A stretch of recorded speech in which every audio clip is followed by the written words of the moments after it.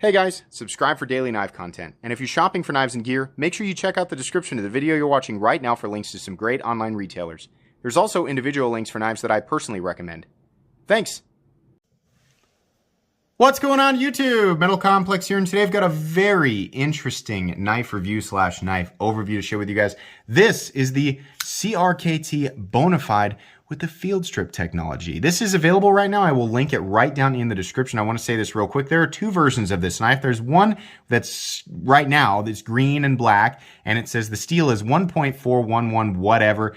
Don't go with that one. That's not a great steel at any price point. This one is D2. The all gray one is D2 steel. Much better steel. So if you're going to pick one of these up, go with that. I know that a lot of people are watching this right now because they're curious about this field strip technology. So I'm going to actually give you guys a demonstration of that right here at the beginning of the video.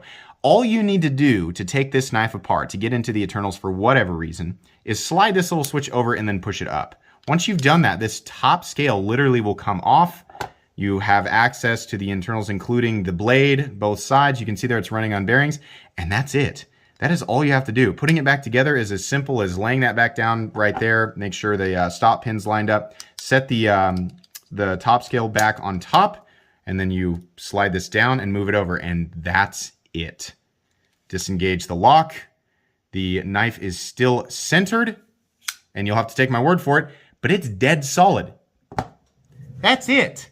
That's all you have to do to take that. Listen, that's really cool. I mean, the argument can be made like, how often do I really need to take the knife apart? I mean, a lot of us, a lot of people with knives nowadays, the first thing they do is take it apart. And you go through this, you take the pivot and you take all the screws out and then you dick with the top scale and you dick with the liner, right? And then the watch. You just watched the whole disassembly and reassembly, or at least the critical parts of it. I'm a huge fan of that. I have handled the CRKT Homefront. It had a different version of the field strip technology, but essentially the same idea, just two movements to take the thing apart. You move the thing over and you wheel the little deal backwards. You take it off. I loved that. I thought that was super, super cool. If you're going to take this out, you're going to get it dirty, right? Let's say you get something lodged in the bearings or the action's all whatever. Take it, field strip, take it apart in the field, clean it out, put it back together. You're good to go. That's huge. That's really, really cool, and it is definitely going to play a role in how I feel about the price, which we're going to talk about. Thank you so much to the good, the great, the Nick Shabazz for sending this in for review. He had mentioned he had this on Instagram, and I was like, ooh, yes, please, could I take a look at that? And as per usual, he graciously, agreed to send this in. So thank you very much, Nick. I don't know why you wouldn't be subscribed to Nick, but if you're not, go subscribe to him. Thank you so much to my generous patrons for supporting me right now. There's a link for Patreon right down in the description. And please make sure to follow me on Instagram at metal_complex. Let's go ahead and get a measurement of this guy. It's not a huge knife. It's not a small knife. It's definitely a full-size knife by my own definition. Overall length coming in at about 8.1 inches overall. Blade length is coming in at 3.5, and your cutting edge is coming in at about 3.4. Let's go ahead and do some size comparisons. How about up against the Ontario Rat Model 1? Keep in mind we're at an angle today, so any knife that's on top is going to look smaller than it actually is. Up against also its little brother, the Ontario Rat Model 2. It's kind of in between size of these two knives. How about up against the Spyderco PM2 and your Spyderco Para 3? Again, kind of in between. So it's close to the same size as the Para 3, coming in at 8.3 inches overall, but it's a little bit shorter, definitely longer than the Spyderco PM2. Last but not least, the Benchmade Griptilian, or in this case, the Ritter Hogue, and its little brother, the Mini Griptilian. This knife and the Ritter Hogue, the full-size Ritter Hogue, are exactly the same length. This guy's just not quite as tall. Let's go ahead and do carry profile up against the Spyderco Para 3. You can see here that this knife is ever so slightly thicker than the Spyderco Para 3. Not really that big of a deal. Length and height up against the PM2 and Para 3. You can see here it's longer in the body than the Spyderco Para 3, a little bit shorter than the PM2. Nowhere near as tall though, even including the flipper tab. So a little bit thicker, but other dimensions kind of make up for that. Even though it's kind of unnecessary, let's go ahead and do a hardware check on this. I'll get my tools out. As per usual, my tools are very inexpensive and very recommendable. You can find them right down in the description. There's the body screws. You might be wondering, what are the body screws doing? They're holding in the steel cartridge liner or the recessed liners underneath the scale. There's not really much of a reason to take those screws out and pull the liners out, but you can if you want to. You can also adjust the pivot. So the pivot's a T8, body screws are T6, right? No big deal. If you're gonna be disassembling your knife and you're working with T6, make sure that you have some quality bits and a nice driver that you can control and put torque on without stripping things out, and you should be good to go. Let's go ahead and get a measurement of blade stock thickness on this guy. That looks kind of thick. I feel like that's going to be 140 thousandths or so. Let's go ahead and measure it. Okay, it says 132 thousand. So 130 to 135 thousandths. Not as thick as I thought, right? That's a little bit thinner than the Spyderco Para 3, right? Or I'm sorry, the PM2. The PM2 is a little bit thicker there, so there you go. What are we looking at for materials? This piece is aluminum. It looks like titanium, but it's aluminum. On the inside, we are looking at, you can get my flashlight down in the description as well. On the inside, we are looking at, like I said, some steel recessed liners. And, you know, like I said, fairly thick, not a huge blade or anything like that. And then, not that it adds to the weight, but it's D2 steel. Get my scale. It's way over here today. So the weight on the Bonafide coming in at 4.34 ounces. So that's going to be a little bit too heavy for some people. For me, it's actually on the lighter end. I don't have a problem with that at all, right? Some people have different opinions on ratios, things like that. Some people are not going to be able to carry this because of the blade length. Use your best judgment and do with that information what you will. So, fit and finish on this guy is really, really good. Something that I've seen periodically from CRKT is subpar fit and finish, right? No matter what price point it is. I see some frayed edges, improper fitment, things like that. I'm actually not seeing that on this guy. In fact, everything looks really good. Seating on the hardware looks great. Backspacers lined up correctly. Like I said, the blade centering on this guy is good. I'm happy with that. You might be wondering, you know, I'm sure a lot of people are wondering, is the sort of field strip switch thing, is that going to be an issue during use? Like, is that going to be something that, you know, I'm going to be able to accidentally disengage while I'm using it? No, I don't think there's any natural circumstance where that's going to happen. And here's why. It can be slid over, right? Like, let's say you're really putting pressure on it and you're pushing, and let's say your index finger kind of pushes it, but there's a deliberate movement involved with pushing it up. It takes quite a bit of force, right? Not so much that it's obnoxious to disassemble, but you have to deliberately push it up. I don't think there's a natural circumstance where that's going to happen. It is knurled, so it is going to catch your finger, but it doesn't stick up very much. So natural position of my hands, no, I don't think that's going to happen. How are ergonomics? Well, there's not really a lot of ergonomic lines on this guy. It's just kind of a banana. It looks like a cucumber, right? Like a gray cucumber. Not really much locking you in. It is comfortable because there are no sharp edges all the way around. I mean, the edges here, as you guys can see, they're nicely knocked down. They're not sharp or anything like that. The area where I'm feeling it is the liner, which is sticking up above the frame for whatever reason.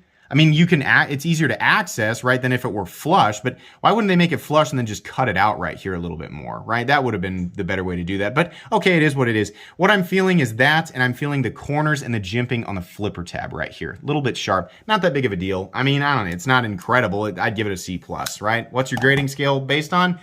Whatever I'm thinking in the moment, right? It's not the best thing in the whole world. Can I hold on to it? Can I use it? Yeah, pretty good. You can choke up a little bit right here. I'd say it's a one knuckle choke up position, so be careful. Don't try to use your whole finger. You're going to cut yourself if you do that. Satin finished blade. Okay, it looks fine. They have CRKT on the front. There is jimping that extends actually out to a great position. CRKT, a lot of Ken Onion designs, which is what this is. The jimping is out where you really want it, and I appreciate that. The blade looks cool. It is a drop pointy, it's like it wanted to be a sheep's foot, but it didn't quite make it, and it's still a drop point. There's a nice swedge up here. It looks all right, right? I don't have much in the way of a complaint for this guy. There's a flat that carries out about 75 to 80% the length of the blade. It does not come down to a super thin edge, but it is nicely sharpened. It'll definitely cut, right? There's nothing in the cutting path. You don't have to worry about that. I'd say it's, you know, run-of-the-mill, kind of just a normal geometry for a knife. It's not anything spectacular. It's going to get the job done for general EDC. I just don't really have a problem with it. The areas up here that is normally sharp on a satin-finished knife actually is just a little bit sharp. You can see it kind of shaving my fingernails. No big deal. That's not really a natural position for your finger. On the other side, we have a big paragraph. We have the bearing thing, and then Bonafide, U.S. patent number 10,226,871, onion design, K540GXP. I don't know why we need all that all over the blade. It doesn't really cause a problem when you're using it, but it doesn't look good. I just don't really like that. Is this knife made in the United States? No, it is not. It is a foreign-made knife. You can check that out actually on the link in the description, which is generally the case with CRKT knives. So yeah, that's about it. How's the action? Actually, the action is surprisingly good. I wasn't ultra impressed with the action on the home front, right? But it had a different washer system. I think that was running on nylon, was okay. The action is pretty good on this guy. Actually, it doesn't take much to get the blade to fall into place. The detent is all right. The flipper tab's okay. I mean, it's kind of a combination push button light switch. Part of me wants it to be a little bit different shape so I can get a little bit better leverage. Every now and then I go to flip it and it doesn't quite, it kind of does that. It's okay. It's kind of on the lighter side. But yeah, I mean, the action, once you get used to it, it's one of those adaptation things. Once you get used to it, which you're kind of seeing me doing that right now, it's fine. Disengaging this liner, it's a little bit aggressive, and doing it repeatedly, you can see it definitely starts to wear on your thing. Now, I'm not saying it created that dead skin just now, but it does sort of kind of wear on you. There's a little bit of lock stick on this guy, a little bit. That's usually not it's not at the level where I'd say that's a problem, right? If you have to pry the knife open, it's a problem. That will probably clear slowly over time, but it is present. I just wanted to be honest with you guys, that's there. I know that Nick has taken this apart and added his own oil and things, so it's possible that maybe some oil, maybe it was fine from the factory, maybe some oil got on there, in which case, you know, we could clean this off and over time it might clear itself out. I've had countless knives with lock stick, brand new, and they all literally like dozens and dozens and dozens of knives, probably over 100 knives I've owned with lock stick, and only one ever became an issue, and I sent it back. If you're curious what that was, it was the US-made Chavez 228 Mid-Tech. That was the one that had the issue, but they don't make that knife anymore. It's made by Riat now. Anyways, what the heck am I talking about? We're talking about the Bona Fide.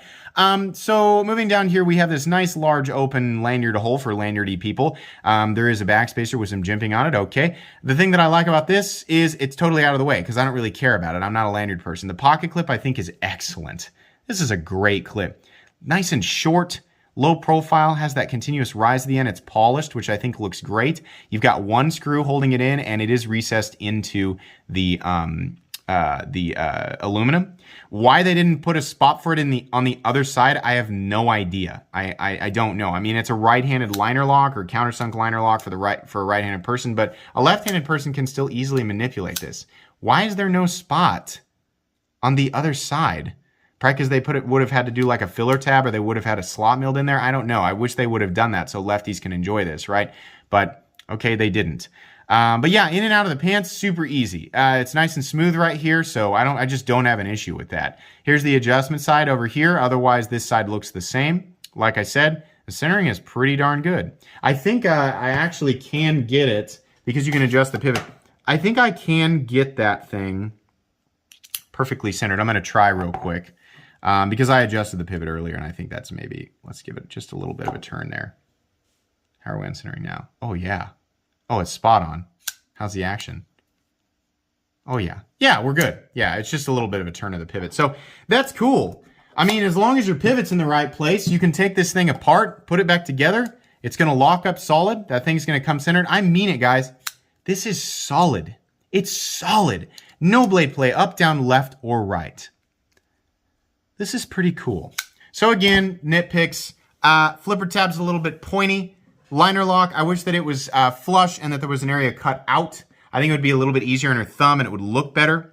I mean, it's not the sliciest thing in the whole world, but okay. It's a little bit thick, it's not crazy, right? Why didn't they mill a spot for the pocket clip on the left-hand side? I have no idea. Ergonomic line, I mean, you can hold on to it. They're just not really present, right? D2, aluminum, and steel for the liners. That's what we're looking at here. For those of you who reduce the value of any item to just the materials and you ignore everything else, you're probably going to get really frustrated with the price. If that's the way you think, that's fine. Everybody's on their own path. They have their own idea of value, but you're missing out on a lot. That's my opinion on that. I put value into a lot of other things. Every last little detail that is involved on the path of taking a design and ultimately creating an item that either does or does not translate with that design, right? There's more or less work in everything in existence, right? It doesn't matter exactly what it's made. I mean, obviously the quality of materials and materials do play a role in cost, but they are not the entirety. They are not the entirety of the cost, right? So keep that in mind. We are looking at some pretty serious innovation here. We are looking at good fit and finish. We are not looking at something that's made in the United States, right? That's going to turn some people off right away. That's fine. If you're wondering, is he going to keep showing knives that aren't made in the United States? Yeah, I show pretty much anything here. I don't really care. It's like me personally, right? I have my own personal purchase preferences, but if something's high quality, I'm going to make mention of it. If I think something's a good design, if it's put together well, I don't really care where it's made. I'm going to say, yeah, definitely. So in this case, yes, this knife is not made in the United States, but it is made well. This is incredible innovation. This makes, the task of taking your knife apart, no matter how infrequent you might do that, it makes that process incredibly easy. And it's really, really cool. And it's solid. This is a trustworthy system. It's not like, oh yeah, I can take it apart, but it makes everything all floppy and wiggly. No, it's solid. That's cool. I'd like to see that on more, right? I mean, we've talked in the past about like integrating the tool into the knife. So you've got the tool on you, right? They went a step further. They went past that. They're like, why the tool? Why don't we just make it a lever and then it's a part? They did that. Is that worth some extra money? I think so. Now, obviously people are like, okay, he's really building this up. The price must not be that impressive. It's $100. Again, aluminum, steel, D2, right? Most people are going to go, that knife should cost $50. Nope, I disagree with you. I disagree with you. If you'd like to leave that comment down in the description, that's fine. I will likely reply, I disagree with you. I think this knife is worth more than $50. Do I think it's worth $100? Oh, it's up there, I mean, at the $100 territory, you're not going to be getting the field strip technology, but for $100, you generally will get what most people consider to be a better steel. D2 is a good steel, right? But it's found its home in today's modern knife world at the $50 price point, right? Aluminum, I mean, I don't know, you see aluminum, you see 60, 61 T6 aluminum all the way up to, there's lots of knives that are hundreds of dollars using that material, right? Again, try not to reduce it to the materials used. I know that people will aggressively miss what I'm saying. They'll be like, I have to leave my comment. I have to complain. That's me. And you can't see me, but I'm imitating somebody aggressively typing, right? They just have to. I think this knife, I think it would have blown me away at $80, but I've said this so often. Everything in the world could be $20 cheaper and make me 20. See what I mean about that flipper tab? Sometimes I miss it and I slip off of it, right? It's just a minor complaint, but it happens. Everything in the world could be $20 cheaper and make me $20 richer if I had to buy it or if I wanted to buy it, right? It's not. It's $99. I don't think that's totally ridiculous, right? I like the field strip technology enough, and I'm impressed enough by the build quality of this. And just, I mean, honestly, would this make a good EDC cutting tool? Yeah, definitely. The profile's good. It's a little bit thick. It's kind of heavy by some people's standards, right? Not really, though. It's a good knife. I think if you want to spend $100 on this, I think you're going to be really happy with it. I think you're really going to enjoy being able to take that thing apart when you really need to take it apart, right? Which probably won't be often unless you're working in a really dirty environment. When you need to, every time you do it, you're going to really appreciate that field strip technology. I promise you, you're really going to like that. I like this knife a lot. I am definitely going to put this knife in my most recommended knives playlist.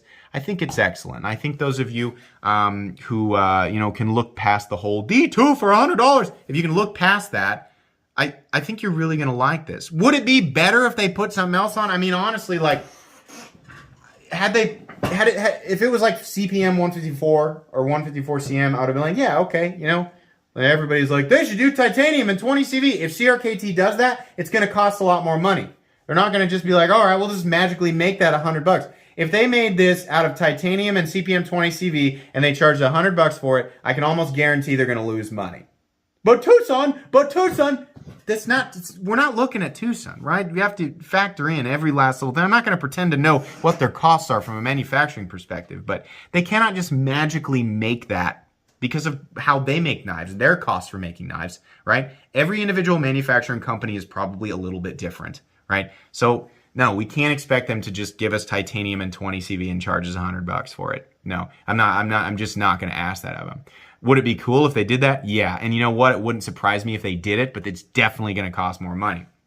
It would have been really cool to see this at $100 in 154 CM or CPM 154, something like that. Honestly, if they did CPM 154, I'd be like, yeah, charge me 120, but D2, okay, would have knocked me away at, would have knocked me out of the park at $80. It's $100. I think this is pretty good. I recommend this knife. You can check it out in my most recommended knives playlist along with everything else that I recommend. Thanks again to Nick Shabazz for sending this in for review. Really appreciate that. Make sure that you subscribe to Nick Shabazz if you're not. I don't know why you wouldn't be, but if you're not, subscribe to him. Make sure to follow me on Instagram at metal_complex. That's going to be pretty much it for today, guys. Hope you enjoyed the video. If you did, please leave a like. If you'd like to check out my other content, I do, of course, have lots of videos of knives that are either expensive or inexpensive that I do or don't like, so check those out. And if you enjoy all my content, go ahead and click on that Metal Complex logo right there and subscribe because there's definitely more coming. Thanks again for watching, everybody, and have a great day.